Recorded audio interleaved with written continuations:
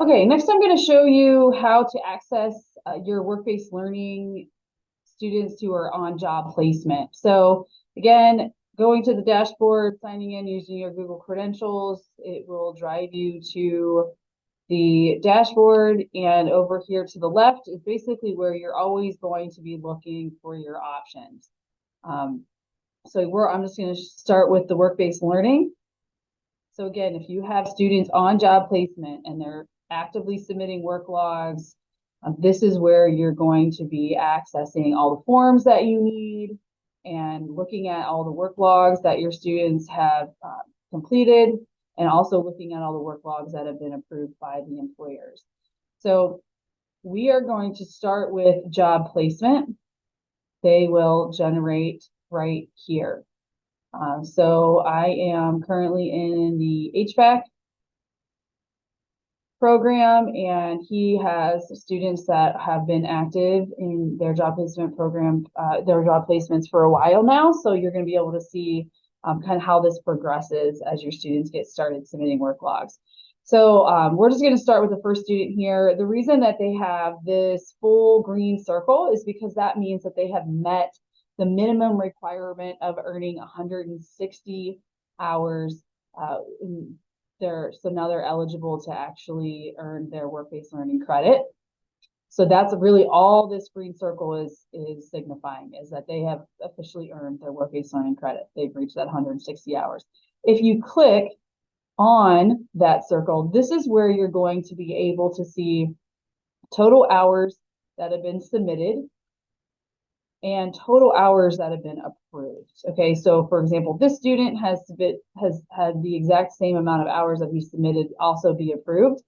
If you're just looking for a weekly grade and you want to make sure that your students are doing what they're supposed to, they're submitting their work logs on a weekly basis in order to give them a grade, this box here, total hours, is probably where you want to focus. Approved hours, we do need to keep track of those. We need to be reaching out to the employers if you are noticing that that's starting to kind of lack.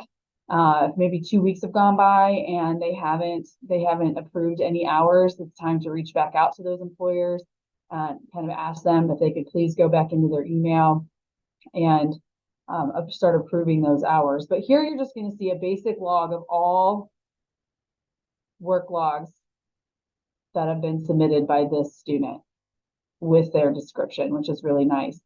This over here, this icon, now you're going to be able to click the form and you're going to be able to view not only the PDF of that week of hours that were logged and submitted, you're also going to be able to find the evaluation from the employer, okay? And then this is just a log, an audit report of all the submission history. So right here is where you're going to, again, find the employer evaluation. I'm going to go back. So this is where I started. I clicked on under work logs. I'm checking total hours students have submitted starting from the week. So the most recent week is going to be listed first. If the hours have been approved, the employer has filled out the evaluation. This is all going to be green. You are going to be able to click on that and view the evaluation, the employer evaluation from here, okay? So again, keeping tabs on these approved hours is super important. Making sure you're reaching out to those employers if you notice that that's been kind of slacking or lacking, and making sure that you're getting those signatures. Over here, this is called a meatball, these 3 dots. I usually just refer to them as 3 dots, but I guess it's officially called a meatball. This is where you're going to be able to view all forms on this student. So all the verification of hours, the work logs, you're going to be able to view all of them right here. So just another way that you can see employer evaluations. If you come over here to enrollment forms and click on that, click on the meatball here and view. This is where you're going to be able to see the official training agreement from that student. So if you need to make a site visit, this is where you're going to be able to go back and find the address and all the information you need for that employer. Student documents, this is something that Karen McGill and I will kind of keep tabs on, whether or not they need a work permit. If they do have a work permit, Karen McGill is working on uploading these. And then we're definitely checking if students are on job placement, that we are assuming more than likely they're driving here, and we're double checking to make sure that they have paid and bought a parking pass. So keep that in mind. That's a requirement that we have for students who are on placement. You click on employer forms.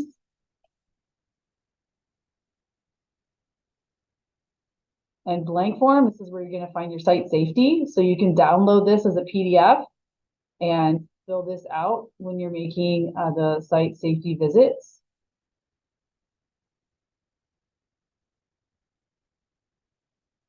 And on-site visits, that's if you're just doing, besides the site safety check, if you're going to another on-site visit, you want to document it, you can actually access something like that here, click new, and fill in the information.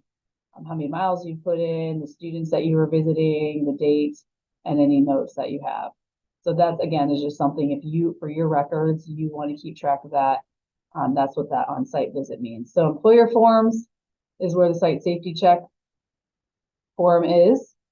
You can upload it. You can just click on a blank form and download it and fill it out, and then upload it to the system, and it will be right here in the student's documents. Enrollment forms. The student's actively in, so I can just click a blank form, and I can have a whole new training agreement. So this again is where you're going to find your training agreements. All right, now I'm going to take you back to these other tabs here at the top. So based on the worksheets that you all have filled out for me about the 250 work-based learning hours, we have basically aligned what was on that worksheet with these tabs up here at the top. So if you don't have students on job placement, but you do have students, for example, in a simulated workplace, such as a chef and restaurant, this is where you're going to track your students and the hours that they're spending in your lab. So based on that worksheet, this is where you're going to include by student. So up here, your work-based learning type is a simulated workplace. If this applies to your program, you're going to just be able to click the last name of any student and it'll autofill here. You're going to, instead of employer, you're just going to click new, and you're just going to type in Medina County Career Center and maybe the name of your program.